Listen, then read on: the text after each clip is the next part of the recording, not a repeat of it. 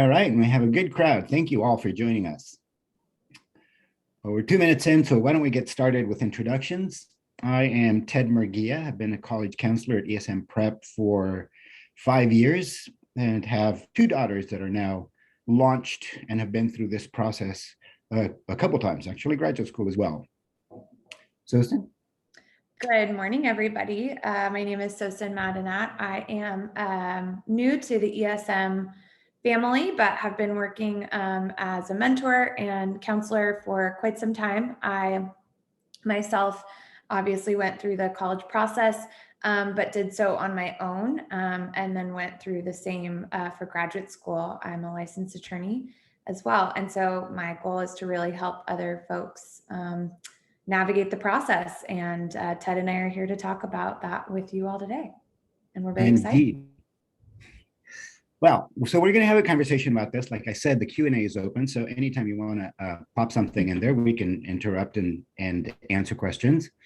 So today we're going to talk about how to build a college list. And there are 4,000 colleges and universities in the United States. So narrowing it down can be a challenge. And hopefully today we'll get it down to finding the school that's the best fit for the students. So, Sosan, why don't we start off by trying to answer that question? How do I know what is the right fit? Yeah, it's a great question. And that really is our top priority when we're working with students, is helping them identify what is the right fit. And, a few questions that we like to ask ourselves and also students that we work with is some initial questions that we really try to think through are, what is the location? Do you know where you want to be? The location of the school is really important to a lot of students. Think about your relationship to home, to family, whether you want to be close to home, or some students really want to be further away to try out a new community or get to know a different city. Also think about the weather. Are you equipped to handle snow? Are you excited about the adventure to move to the East Coast if you've never, or the Midwest, if you're from California and you've never experienced that before? And then think about also the culture of the community where the school is located. Do you want, a school that's in a big city? Or would you like to try living somewhere smaller in a smaller community? Those are questions as we think about location that are really important for you to be asking yourself. And as Ted is going through this, we're going to be showing you a really great resource and tool for you to be using as you're asking yourself these questions. And this website is called Big Future. It's one that we use to really help filter out some of these questions as you're trying to shrink that 4,000 list that Ted mentioned into something that's more manageable. Another question to be asking yourself is, what is the size of the school you're looking for? Are you looking for a large school where, you have a lot more going on? Are you looking for something smaller where there's, likely a smaller professor faculty to student ratio, or something mid-sized where you can meet other students, but it's still large enough to feel like you're, where you don't know everybody, but you know some folks. And I think that that's an important thing to be thinking about. And then also, what do you want to study?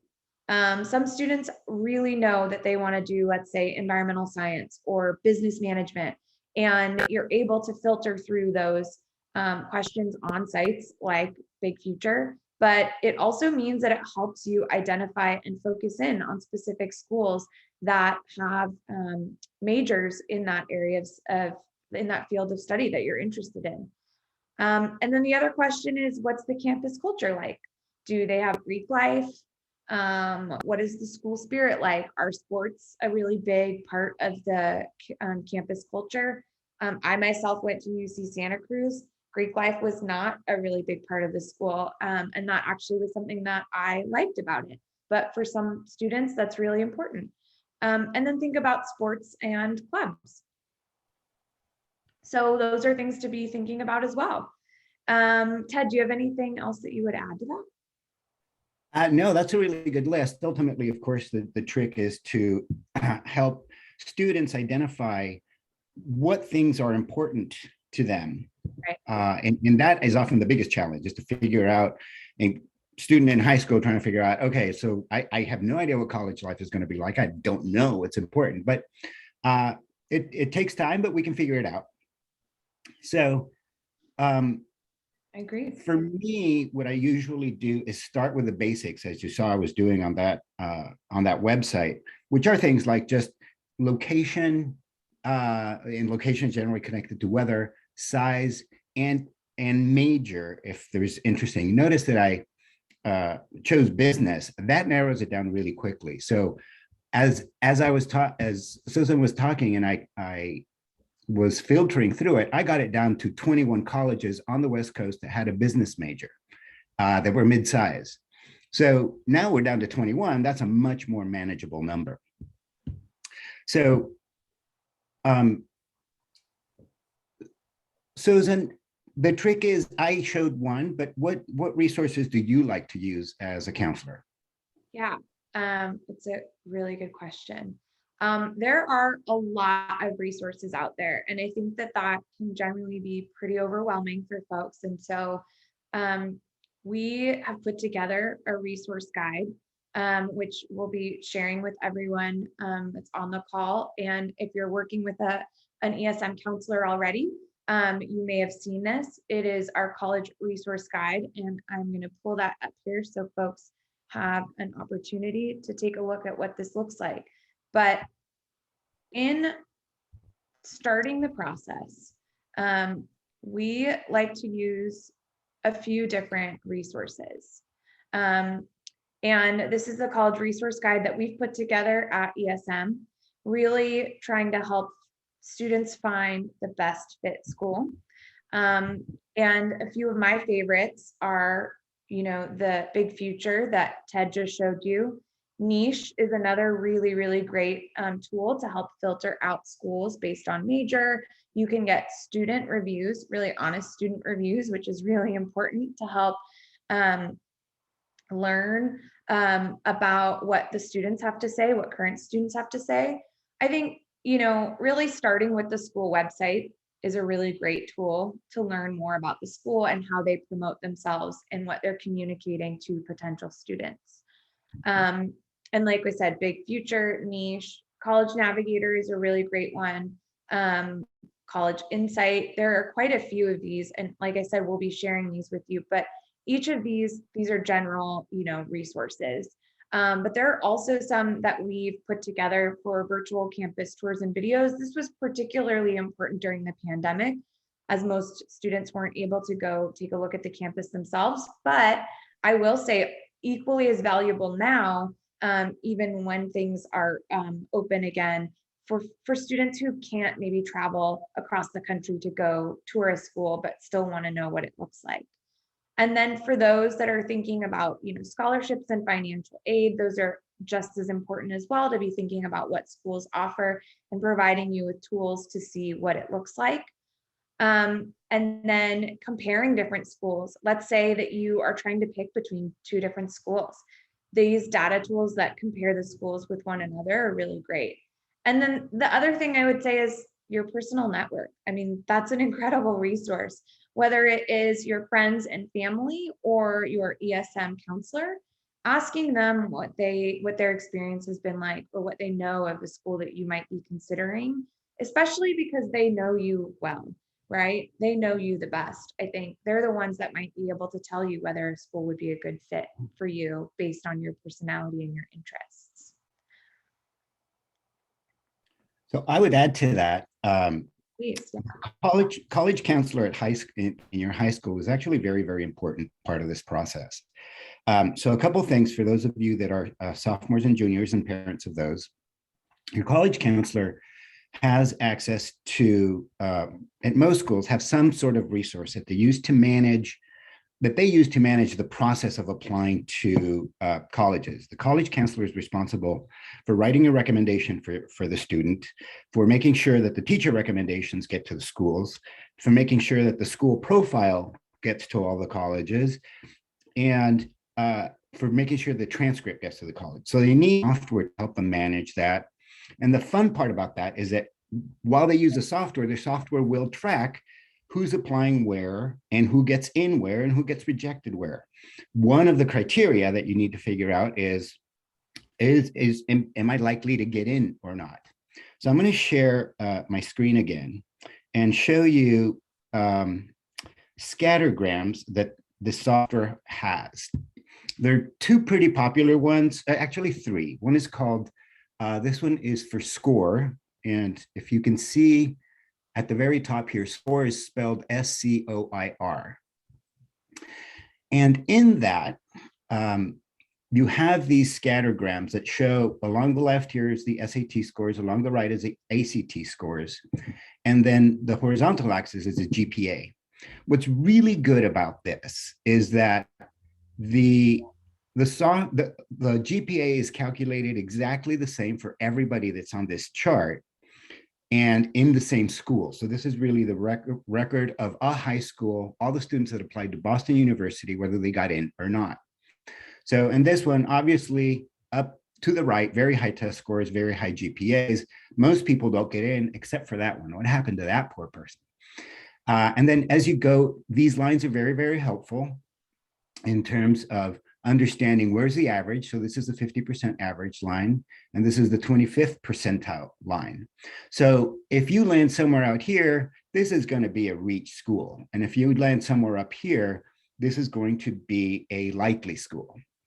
Naviance has something similar. Theirs looks a little different. You have to, in this one, you have to select SAT or ACT, and it changes a graph accordingly. But what they do too is just nice, is this little blue circle is the student, or the student that has this account. And then I always use this with my students, right? You say, okay, let's look at it. Are you surrounded by green check marks? Are you surrounded by red X's? You know, somebody down here is going to have a tough time getting in. Now, I got asked a question the other day. Well, what about if we're not going to submit an SAT? This is still useful because then you can just draw a line, a horizontal line on the GPA and say, okay, well, above this line, how many green check marks are there versus red X's? By the way, the circles are people that got put on the wait list. The purple ones we never found out. The red ones were waitlisted and then rejected. The green ones were waitlisted and then accepted. So this is a really, really useful tool, much better than information you find on the school's website. So I'm going to give you a little story that I was doing research on the University of Vermont yesterday. Typically, their ACT range, that middle 50%, was between, if I remember correctly, 25 and 29. But then COVID hit. And so a lot of people, so at 25 to 29 was with 100% of students submitting a test. But now COVID hit, and now only 48% of students submitted a request. Don't quote me on numbers, but that's close. And it moved up to 29 to 33. And then yesterday I looked on their website, and it was that 50th percentile of admitted students. The first two numbers were actually of students that enrolled. And but the last one was on their website, and it said it was 30 to 34. So suddenly a school that admits 60% of its students is saying that you have to have an ACT to be in that middle 50%. You have to be between 30 and 34 ACT, which is very high. That's a very, very selective school. So the trick is that they are playing their game to inflate, to make them look better, but it can be very discouraging. Similar thing happens to GPA. GPAs are calculated by the schools the way they want to calculate it. So whatever you think yours is, the school will drop it. Some schools drop the pluses and minuses. The UC system drops the pluses and minuses, and also does not consider freshman year grades. So your UC GPA is going to be different than your cumulative high school GPA. This chart that's up right now gets rid of all those problems. This is everybody at the same school, same classes, calculating the GPA exactly the same way. And it also gives you a view of how much the school respects the college respects the high school. Every now and then we get something strange that you'd think equal quality, if you will, high schools.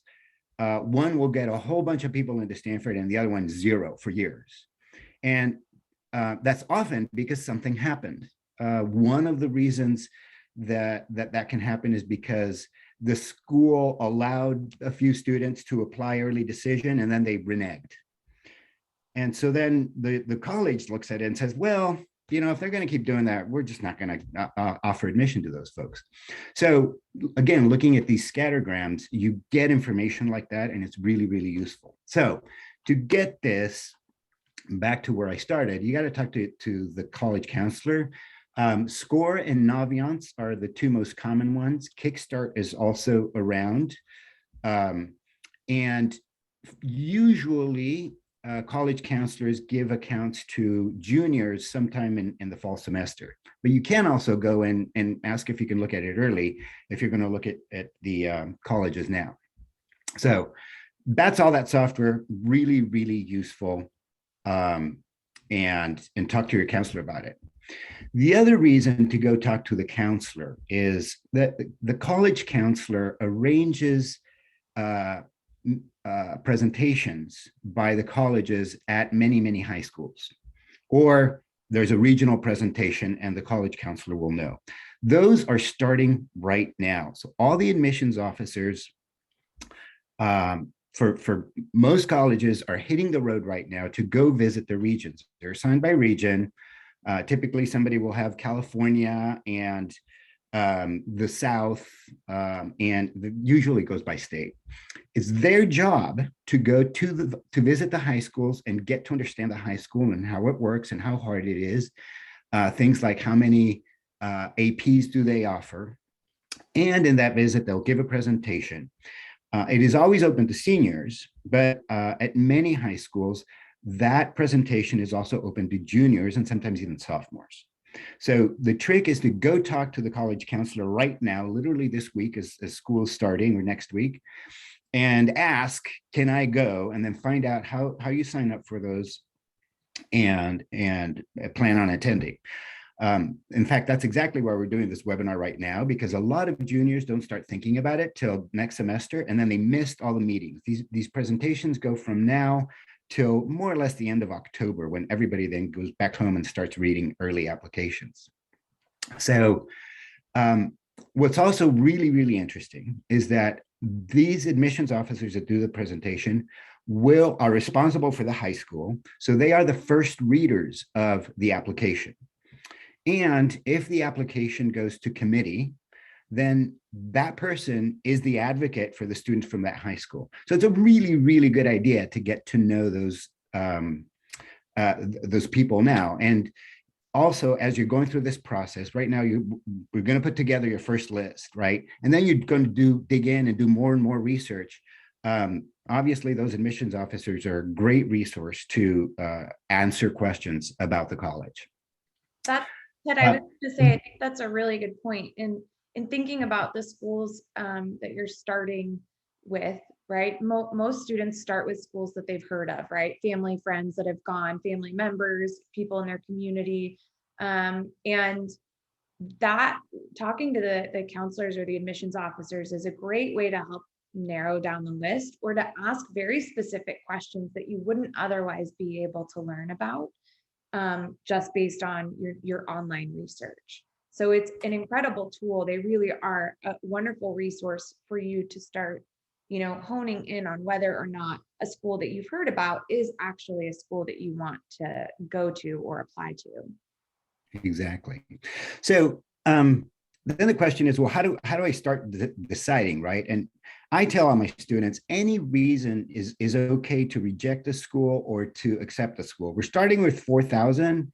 And we got to get it down to 10 to 20. And as you saw, I have another tool that we use internally that's based on the common data set. So let me tell you a little bit about that one. The common data set is a report that a coalition of US colleges files every year. And in there, there are very detailed analyses of of the admitted class and how many people applied and how many didn't. So if you ever really want to get a detailed view, just Google common data set, and often you can just do the initial CDS and the name of the university, and it'll be the first result.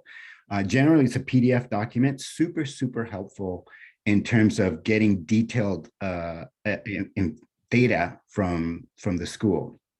So, and that will help you filter, right? That's another way to do it. So then the trick is to come up with a balanced list, right, Sosan? That's absolutely right. We really like to think about a balanced list being a pretty good mix between likelies, targets, and reaches. And this goes back to Ted's point about using scattergrams and Naviance and score. It really does help the student identify which schools fall into which category based on, those numbers that he showed you. So we really like to think about a list being somewhere between 10 to 15 total for students to apply to. That seems to be the most manageable for most students, because we're thinking about all of the factors that go into applying essays and whatnot. And so 10 to 15 is the most manageable. And so we like to try to balance it out somewhere around 3 to 4 for each of those categories. So likelies being the schools that could definitely be easier to get into just based on your scores. Targets being somewhere in the middle, and then reaches, obviously, as the name suggests, are a little bit further based on your scores and whatnot. But it definitely is important to be thinking about how to create that balanced list within all of the other factors that we've already talked about. And so I'm going to jump in here and share with you how to get to the common data set. So I just Googled University of Vermont CDS. That's the first result right here. And then most colleges organize it the way Vermont does. So there's a pretty page. There's always an Office of Institutional Research. And on here, we have multiple years of the common data set. So I'll pick the most recent one. And in these, you go to section C. This is actually a pretty comprehensive report about the student body. And as soon as it comes up here,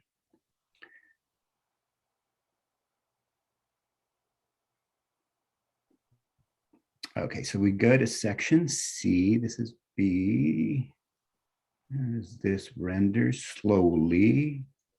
There we go. Dun, dun, dun, dun, dun. Still B, here's C. Okay, so this is first year freshman admission. The entire section, statistics on freshman admission. So here you see they do it, they divide it by gender for some reason. You can see what happens off the waiting list. This is really interesting. Once you get to that, you can see the admissions requirements. This table, C7, is really important. It's talking about whether the school considers these factors in admission. The one that I always like to look at is this bottom one, level of applicant interest. That's demonstrated interest. If, in this case, the University of Vermont does consider demonstrated interest, it's not very important, but it's in there. And if you just look at it, it's in there. There are only 6 things that are more important than that. Presumably it's equal to all the others and considered. So another reason to go to these presentations that happen right now is because if they do consider demonstrated interest, showing up as a junior is showing that you really have interest. And let me tell you why they care about that. There's the yield of students is a very important metric in terms of the reputation of the university and the rankings. So they manage it very, very tightly. The yield is what percentage of students who are offered admission actually enroll.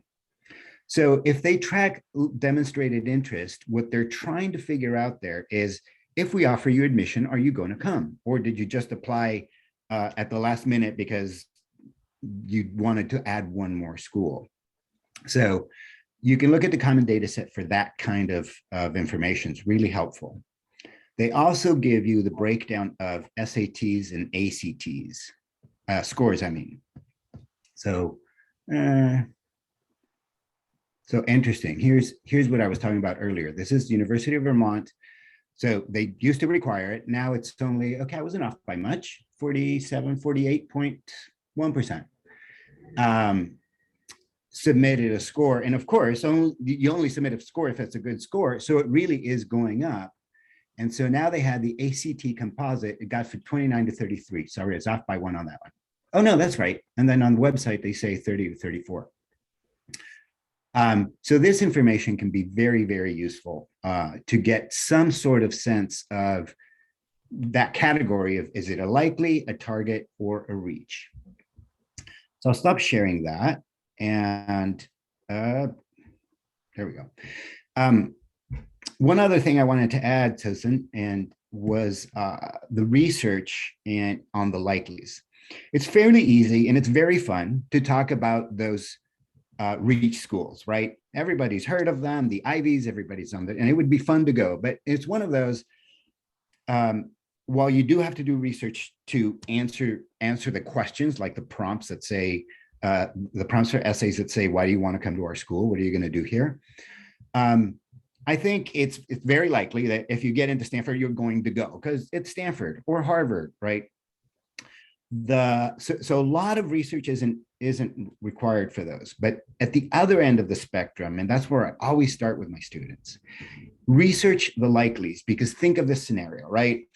You didn't get into any of your reach schools, you didn't get into any of the target schools, and now you're going to go to a safety. Ideally, you found a reason in these likely schools why you want to go there. It's like, yes, I'm stuck, if you will, going to one of my likely schools, but on the other hand, it's Boulder and I love to ski, and perfectly good reason. Or it's UC Santa Barbara, I get to go to school on the beach. Awesome.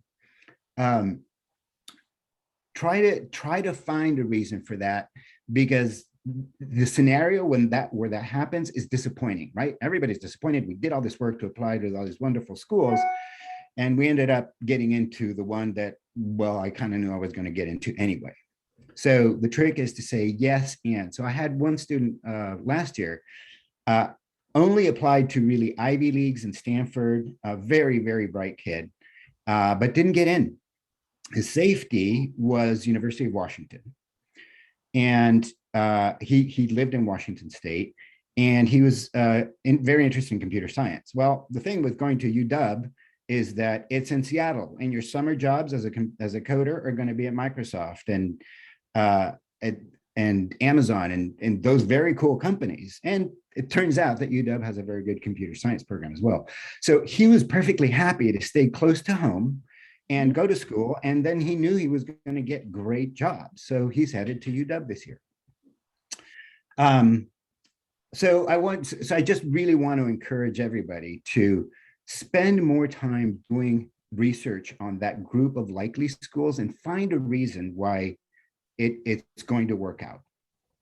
Yeah, there's definitely things to be excited about for every school. And I think some folks tend to forget or get discouraged by the likelies, just by the name of them being likely or safety. But I think that there's a lot of value, and it's very important for students to do all of that research for every school.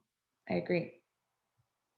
Okay, well, that's what we wanted to share with you so far. If anybody has any questions, we have the question window open.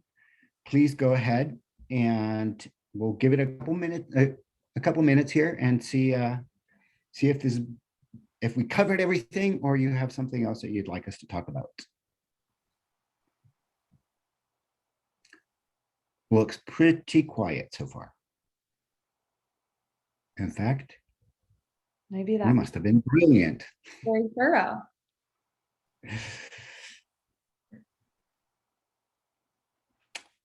Okay. Well, then it looks like we covered. We hope that this has been helpful to you. as Sosan said, we'll be emailing to you that resource guide that Sosan went through. And if you have any questions, please give us a reach out to us at ESM, and we're happy to get in touch. Just have a conversation about this as you're starting this process. Absolutely. And I know it can be very overwhelming for students to be thinking about how they do this. And so we hope that today's webinar helped. And we are absolutely a resource as students are thinking about where they want to go to school, to help them through the process and remove any of that anxiety or stress. And so please do feel free to reach out to us anytime so that we can support you and your students. Okay. Well, thank you everybody for joining us, and we'll see you at our next webinar. Take care.